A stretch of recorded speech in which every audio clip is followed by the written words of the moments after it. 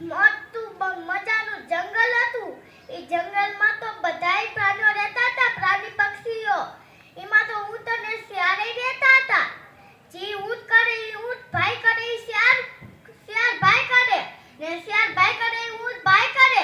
તે એકવાર શિયાળને તો મીઠી મીઠી શેરડી ખાવાનું મન થયું. તે શિયાળે ઊંટને કીધું, ઊંટ ભાઈ મને શેરડી ખાવાનું મન થયું છે.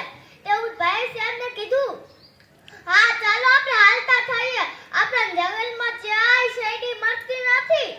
આપણે શેરડી ખાવા હાટું તો જંગલની એક નદી આવે ને, એ નદી જંગલ પૂરું થાય એટલે નદી આવીને સામા કાંઠે શેરડી છે.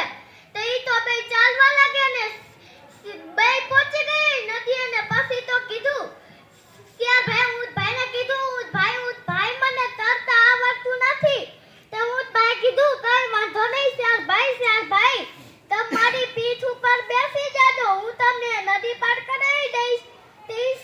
ઈ તો બેસી ગયું ને ઊંટ તો નદી પાર કરવા લાગ્યું. તો એને નદી પાર કરી લીધી. પછી એને તો એક ખેતર દેખાડ્યું શેરડીનું. ઈમાં ચાલવા લાગ્યો ને ચાલતા ઈ ખેતરે પહોંચ્યા. ને પછી ઊંટ તો ખેતરમાં અંદર ગરતા જોયું. એક થોડીક જાડું પસાર કરી પછી એક મોટું વાળ હતું. એના નીચે ખેતરનો માલિક ઊતો હતો. એને કીધું, તે ઊંટે તો બધુંય જોયું ને પછી ઊંટે શિયાળ ભાઈને કીધું, શિયાળ ભાઈ જો આ ખેતરનો માલિક ઊતો છે, તમારે શેરડી ખાવી હોય તો ખાઈ જો, પણ અવાજ કરતા નહીં, નકર ખેતરનો માલિક આવી જશે ને તે આપણને ખીજાશે. તે શિયાળે તો હા પાડીને પછી શેરડી ખાવા લાગ્યા ને ઈને શેરડી બેય હારી પેટ શેરડી ખાઈ લીધી. પછી શિયાળને તો એક ગીત ગાવાનું મન થયું શેરડી ખાધી પછી.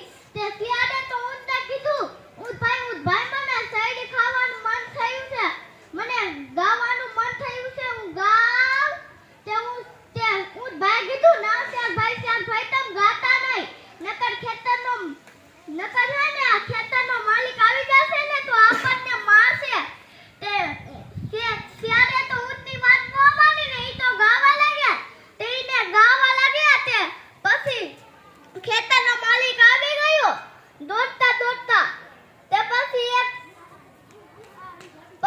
હે ને ત્યાં તો નાનું પ્રાણી હોના કારણે ઈ તો જાદુમાં સંતાઈ શકે એટલે દોડીને વહી ગયું. ને પછી ઊંટ તો મોટું પ્રાણી હોના કારણે ઈ તો જાદુમાં સંતાઈ શકે નહીં એટલે ઈ તો ચાલ